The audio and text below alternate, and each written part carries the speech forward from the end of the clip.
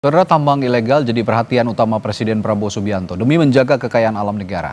Namun sebenarnya masalah ini sudah bertahun-tahun jadi isu lingkungan yang tidak kunjung usai, ditambah berpotensi merugikan negara triliunan rupiah.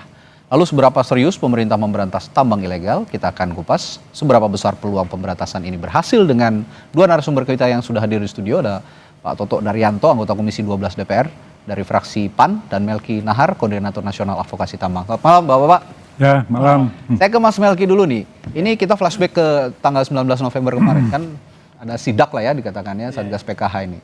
Ini langsung dihadiri oleh Pak Menhan, Syafri Samsudin, lalu ada Panglima TNI, Jaksa Agung, yang pada saat itu menyita 23 unit alat berat. Nah, tapi pertanyaan saya, apakah ini merupakan langkah konkret atau jangan-jangan cuma aksi simbolik aja?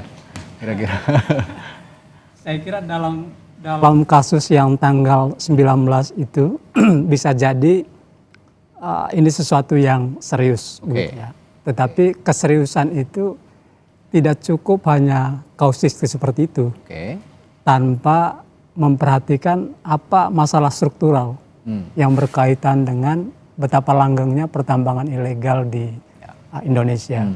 Dan saya kira salah satu yang menarik pernyataan dari Menteri Pertahanan bahwa negara tidak boleh kalah. Ya, negara gitu tidak ya. boleh kalah. Tapi kan pada praktiknya aparatus negara justru menjadi bagian dari aktor kejahatan yang sama. Kan itu rumitnya. Tapi sudah bisa dibuktikan atau tidak keterlibatan itu kira-kira?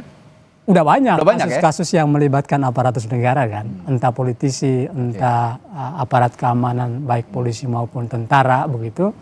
Dan saya kira salah satu temuan menarik September kemarin itu terjadi di Provinsi Aceh. Oke.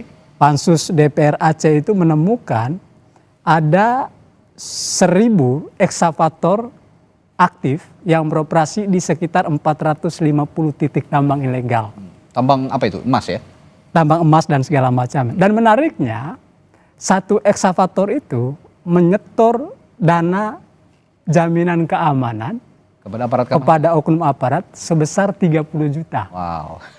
Kalau kita hitung misalnya. Tapi gini Mas Melki, mungkinkah ketika pemerintah melibatkan juga Menhan, lalu ada Panglima TNI, ini supaya mereka juga takut tunduk juga terhadap posisi yang ada di atasnya, jabatan yang ada di atasnya, langsung turun sendiri, masa masih mau berani begitu kira-kira membackingi tambang ilegal?